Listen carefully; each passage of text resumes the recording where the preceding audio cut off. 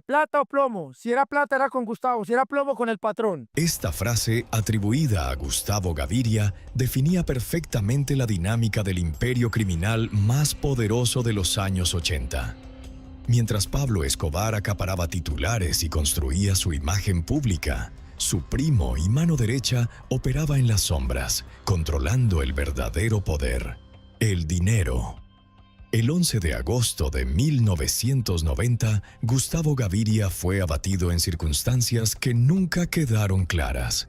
La versión oficial habla de un enfrentamiento con las autoridades, pero los rumores de una traición nunca cesaron.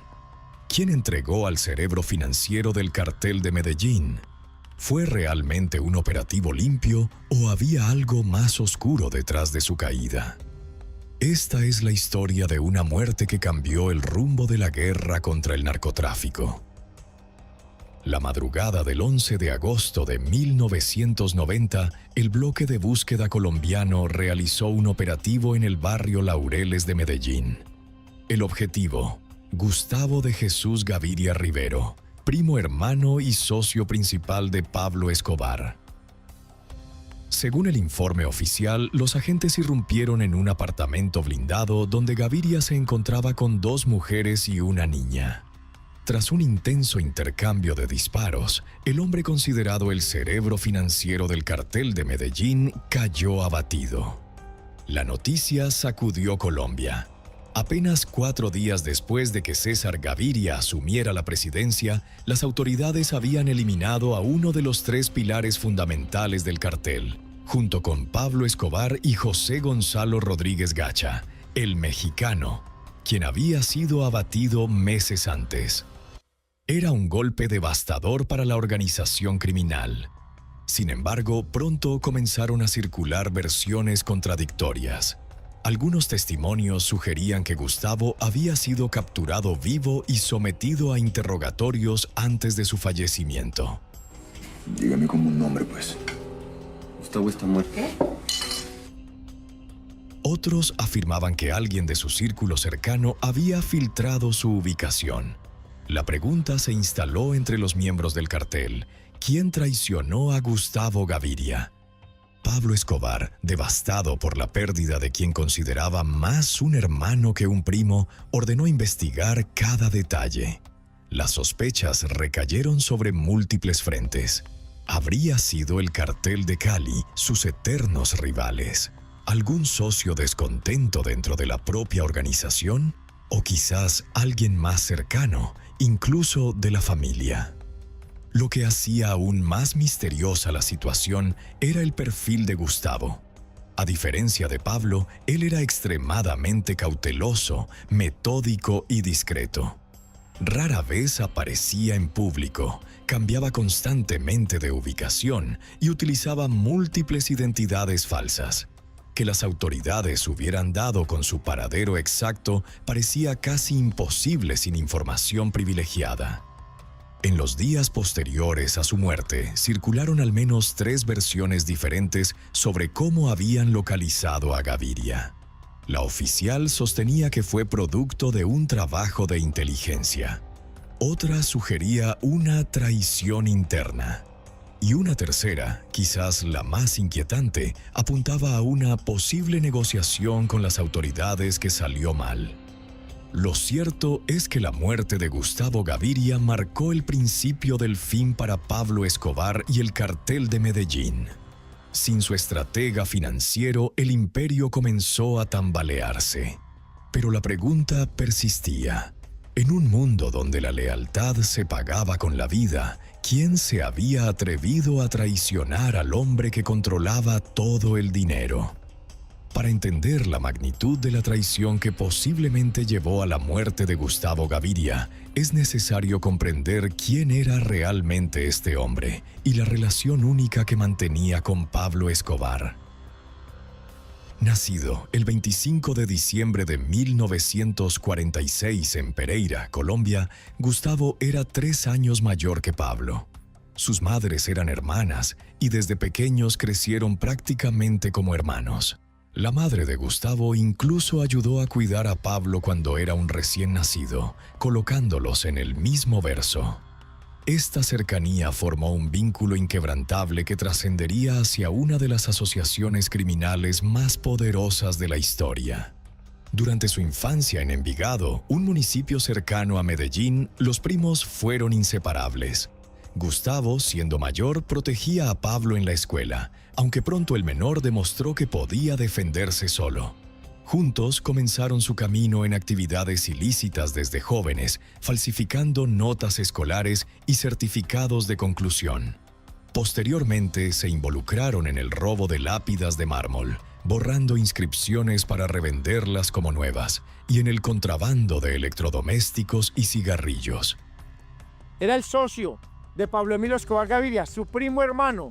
Con él empezó de ceros, empezaron robando lápidas, empezaron robando bancos, empezaron haciendo sicariato juntos, empezaron desde muy jóvenes. Su primera acción criminal de gran escala ocurrió en 1971, con el secuestro y posterior fallecimiento del industrial Diego Echavarría Misas, uno de los hombres más adinerados de Medellín. Este evento marcó su entrada definitiva al mundo del crimen organizado. A mediados de los años 70, ambos primos viajaron a Perú y Bolivia para adquirir pasta base de coca, escondiendo el dinero en bolsillos secretos de sus chaquetas. El 9 de junio de 1976 marcó un punto de inflexión. Fueron capturados por agentes del Departamento Administrativo de Seguridad en una heladería en Itagüí, transportando 39 libras de cocaína camufladas en la rueda de repuesto de un camión. Tras pasar 3 meses detenidos, lograron su libertad mediante fianzas y estrategias legales. Esta experiencia les enseñó lecciones valiosas sobre cómo operar y, más importante aún, definió claramente los roles que cada uno desempeñaría en el futuro cartel. Pablo se convertiría en la cara pública, el hombre de las conexiones políticas y la intimidación. Gustavo, por su parte, sería el arquitecto financiero, el estratega en las sombras. A diferencia de su primo, Gustavo cultivó un perfil discreto y refinado. Era un hombre de gustos sofisticados, aficionado a los relojes suizos, los vinos europeos y el arte. Participó como piloto en competencias automovilísticas como la Copa Renault en el circuito de Tocancipá, cerca de Bogotá, a finales de los años 70, bajo el patrocinio de Depósitos Cundinamarca. Uno de sus negocios fachada para blanquear capitales. Gustavo también corría en la Copa Renault. Era una copa de Renault 4, de automóviles Renault 4 que corrían aquí en Bogotá, que se llamaba la Coca Renault. Mientras Pablo construía su imagen de benefactor popular y figura pública, Gustavo diseñaba complejos sistemas de lavado de dinero. Establecía rutas internacionales y creaba una red financiera que llegó a mover hasta $60 millones diarios en su apogeo. Su disciplina y meticulosidad lo convirtieron en una pieza irreemplazable para la organización. La dinámica entre ambos quedó perfectamente definida en la frase que Gustavo solía repetir: si vienes por plata, habla conmigo. Si vienes por plomo, habla con Pablo. A medida que el cartel de Medellín se expandía durante los años 80, la relación entre Pablo Escobar y Gustavo Gaviria evolucionó hacia una sociedad perfectamente complementaria. Cada uno aportaba habilidades distintas, pero igualmente valiosas para la organización criminal. Gustavo era conocido como El León o El Doctor dentro del cartel, apodos que reflejaban tanto su capacidad para permanecer oculto como su inteligencia para los negocios. Su oficina central estaba ubicada en la parte alta del barrio El Poblado en Medellín, en una zona conocida como Los Lagos, donde recibía a socios y manejaba las finanzas del imperio. Mientras Pablo buscaba reconocimiento público y llegó incluso a ocupar un escaño como congresista suplente en la Cámara de Representantes de Colombia, Gustavo operaba completamente en las sombras. Gustavo Gaviria era un hombre, le gustaban las cosas finas, los relojes bien finos, muy elegantes, los vinos, sus casas eran de mucho más lujo que el patrón. Apenas existen fotografías claras de él, y en las pocas que sobreviven aparece siempre en espacios privados o en el extranjero, lejos de la mirada pública. Esta discreción no era casualidad.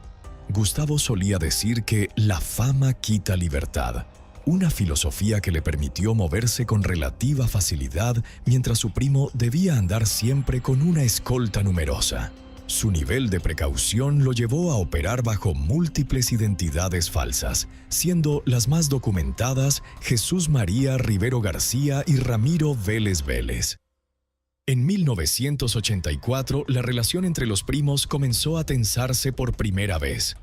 El detonante fue la decisión de Pablo de intensificar la violencia contra el Estado colombiano tras la destrucción de Tranquilandia, el laboratorio de procesamiento más grande encontrado hasta ese momento, y el posterior fallecimiento del ministro de Justicia Rodrigo Lara Bonilla.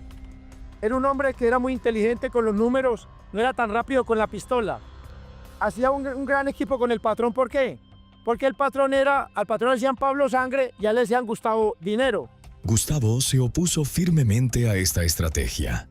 Para él, el negocio debía mantenerse lo más discreto posible, y la guerra abierta contra el gobierno solo traería problemas. «No necesitas la guerra para ganar», le dijo a Pablo en múltiples ocasiones. Creía que el poder del dinero, los sobornos y las rutas financieras eran más efectivos que el terror. Sin embargo, Pablo siguió adelante con su campaña de violencia. A partir de enero de 1987, cuando el gobierno de Virgilio Barco endureció la persecución con la extradición, la respuesta del cartel fue inmediata y brutal.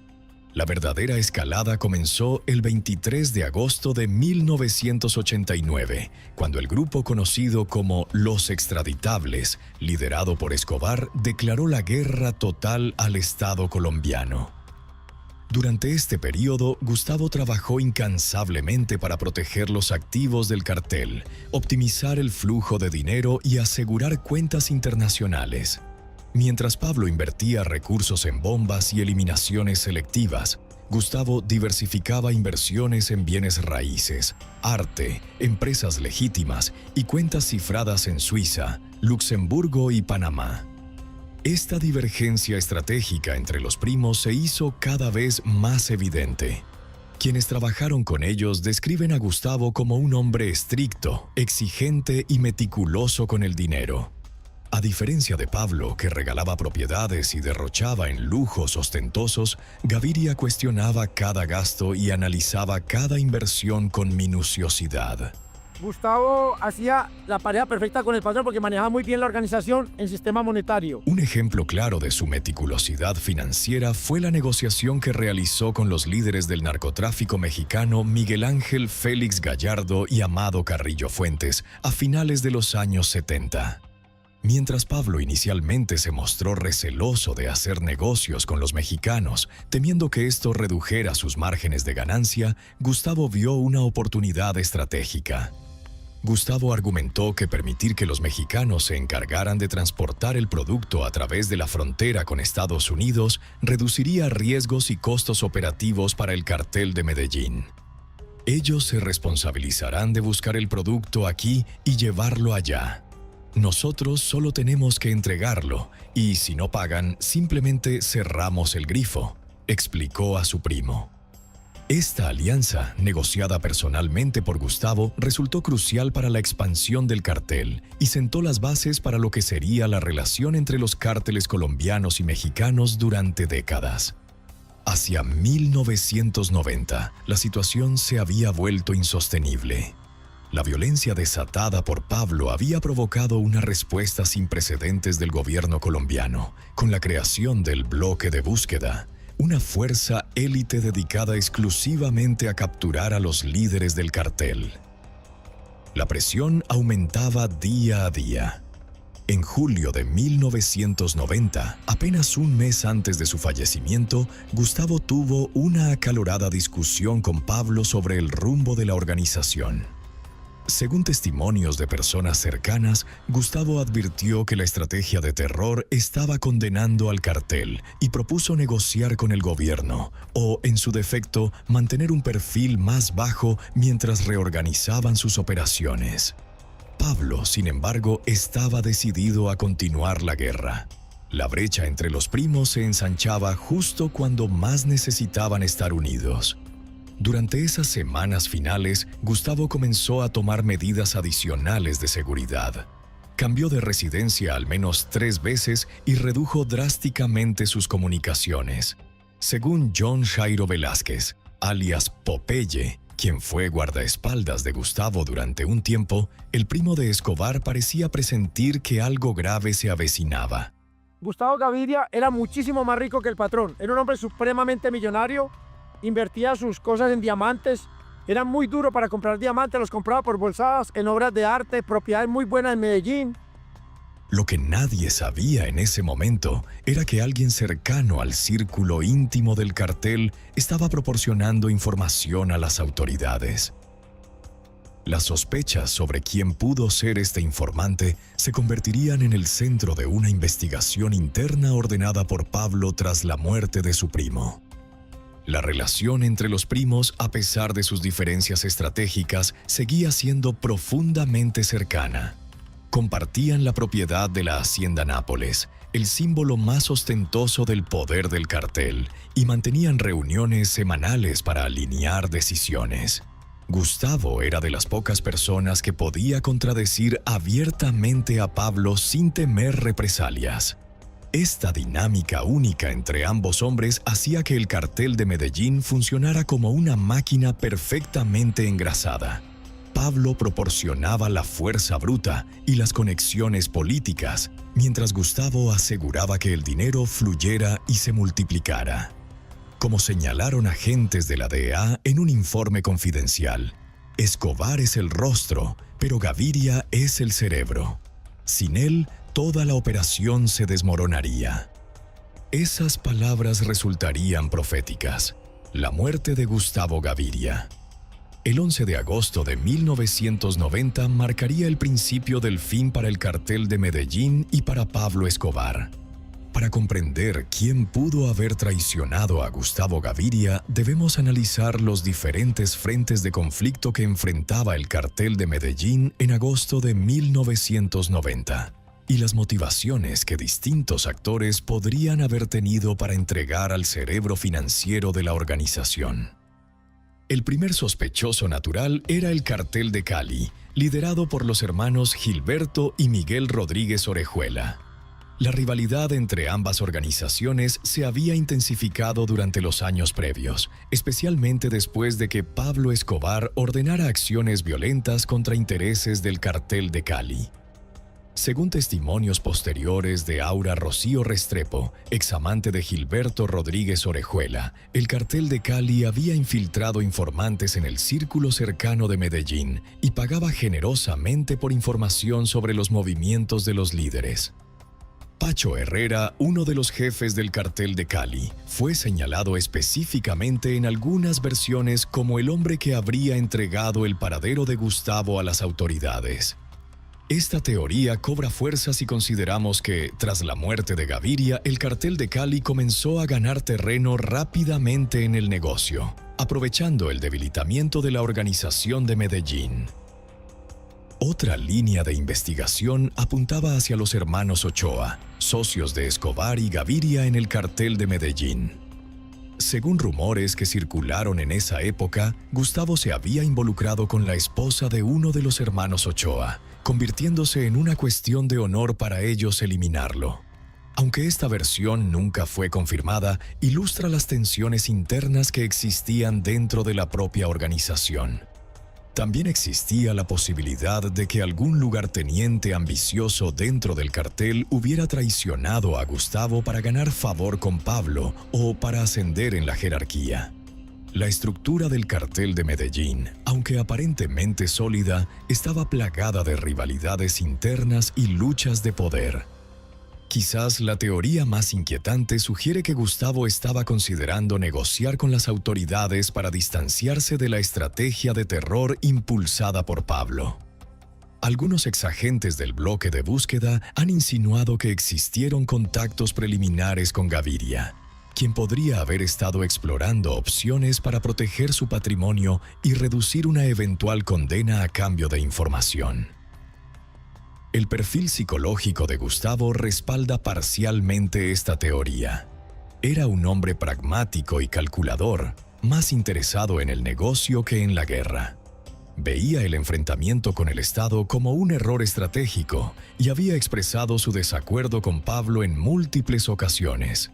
Si Gustavo realmente estaba considerando una negociación, esto explicaría por qué se encontraba con tan poca protección el día de su muerte. Sin embargo, esta versión contradice el fuerte vínculo familiar que existía entre los primos. A pesar de sus diferencias estratégicas, todos los testimonios coinciden en que Gustavo sentía una lealtad inquebrantable hacia Pablo. Traicionarlo habría sido impensable para alguien que lo consideraba un hermano. Una última posibilidad es que no hubiera traición alguna, sino un trabajo de inteligencia meticuloso por parte del recién formado bloque de búsqueda. Las autoridades colombianas, con apoyo de agencias estadounidenses, habían desarrollado capacidades de vigilancia electrónica y seguimiento que podrían haber permitido localizar a Gaviria sin necesidad de un informante interno. Lo cierto es que, independientemente de quién proporcionó la información, la muerte de Gustavo Gaviria representó un punto de inflexión en la guerra contra el cartel de Medellín.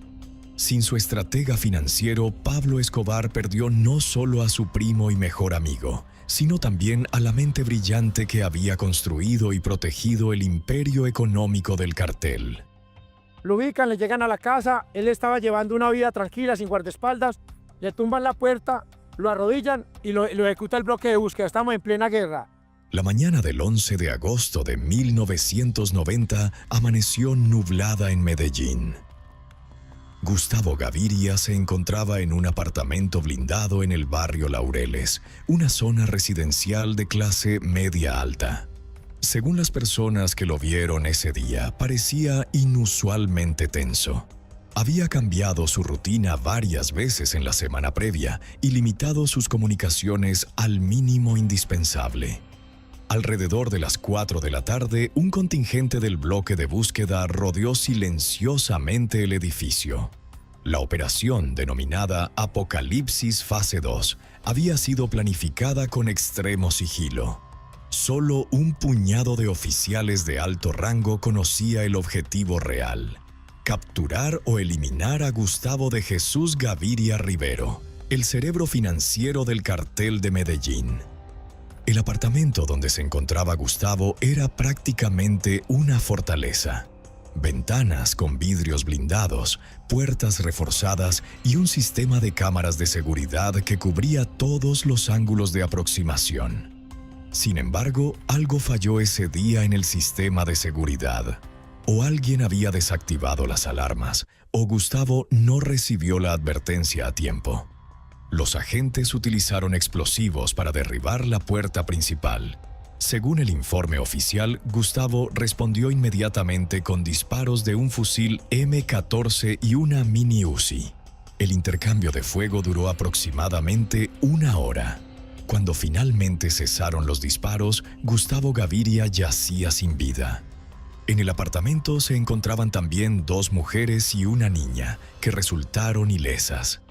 Una de las mujeres fue identificada como Alexandra Tapias, señalada como compañera sentimental de Gustavo. La otra era aparentemente una empleada doméstica.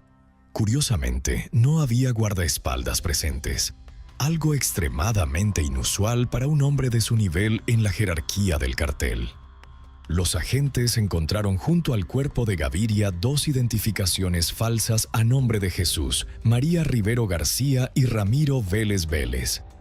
También hallaron documentos que lo vinculaban con cuentas cifradas en el extranjero y varios teléfonos móviles.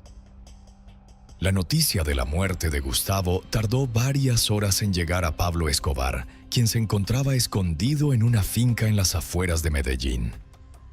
Según testimonios de personas presentes, cuando finalmente recibió la confirmación, Pablo se derrumbó. Algunos afirman que fue una de las pocas veces que se le vio llorar abiertamente. Sin embargo, John Shairo Velázquez, alias Popeye, ofreció años después una versión diferente. Según él, Pablo no derramó una sola lágrima por la muerte de su primo, porque creía que Gustavo se había acobardado en sus últimos momentos. El patrón estaba escribiendo, el patrón soltó el lapicero, se quedó mirando, y yo esperando la reacción del patrón. No lagrimió, no dijo nada, se quedó tranquilo, estábamos en guerra. El patrón decía que en el momento de su ejecución, Gustavo se encontraba de rodillas suplicando que no lo eliminaran. Se había acobardado justo en el momento donde él tenía que ser lo que era, un león, relató Popeye.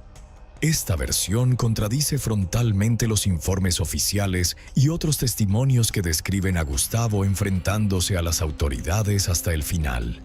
La disparidad entre estas narrativas alimentó aún más las sospechas de que algo no encajaba en la versión oficial. Pablo ordenó inmediatamente una investigación interna para determinar cómo habían localizado a su primo. La paranoia se apoderó del cartel. Nadie estaba por encima de toda sospecha.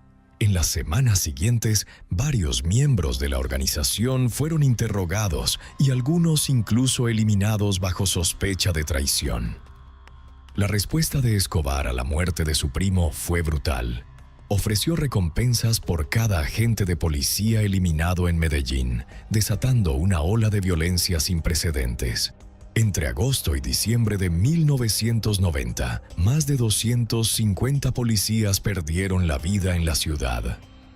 En 1990, en agosto, la guerra se había cuajado muy dura y estábamos peleando muy duro.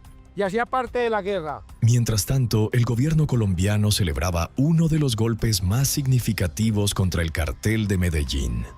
El presidente César Gaviria, sin relación con Gustavo, declaró que la caída de uno de los líderes más buscados del país demostraba la determinación del Estado en su lucha contra el narcotráfico.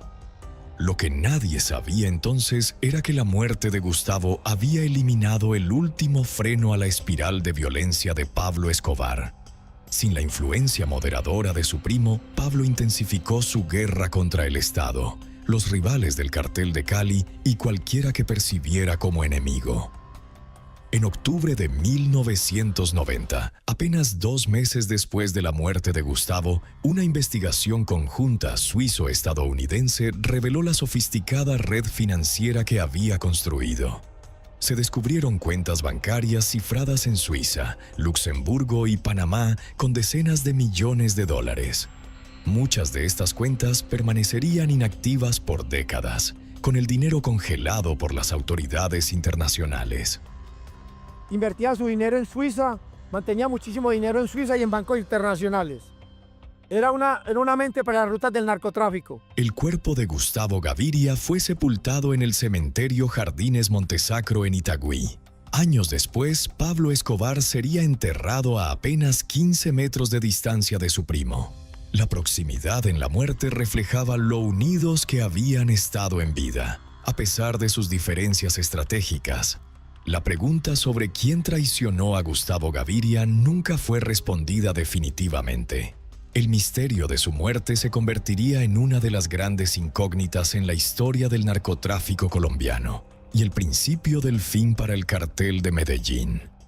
El 2 de diciembre de 1993, 3 años después de la muerte de Gustavo Gaviria, Pablo Escobar caería abatido en un tejado de Medellín. Horas antes, su sobrino Nicolás, hijo de Gustavo y conocido como Gustavito, había sido encontrado sin vida, presuntamente capturado y torturado por los Pepes, perseguidos por Pablo Escobar, un grupo paramilitar financiado por el cartel de Cali y apoyado por fuerzas estatales.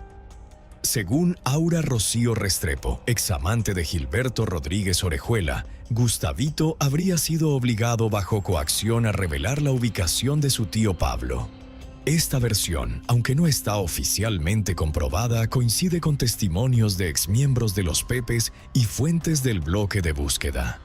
La ironía es devastadora. El hijo de Gustavo Gaviria posiblemente traicionó a Pablo Escobar bajo tortura, cerrando un círculo de sospechas, traiciones y muerte que había comenzado con el fallecimiento de su padre. 3 décadas después, el misterio sobre quién traicionó a Gustavo Gaviria sigue sin resolverse definitivamente. Las diversas teorías, el cartel de Cali, los hermanos Ochoa, un informante interno o incluso una posible negociación con las autoridades, continúan siendo debatidas por historiadores y exmiembros del cartel. Lo que resulta innegable es el impacto que tuvo su muerte. Sin Gustavo, el cartel de Medellín perdió su brújula financiera y su voz de moderación. Pablo, consumido por el dolor y la paranoia, intensificó una guerra imposible de ganar contra el Estado colombiano, acelerando su propia caída. El legado de Gustavo Gaviria representa la otra cara del narcotráfico, no la del capo violento y mediático, sino la del estratega silencioso, el arquitecto en las sombras. Gustavo, está su hijo encima. Acá en Medellín acostumbran colocar un familiar sobre otro. Aquí está su hermano.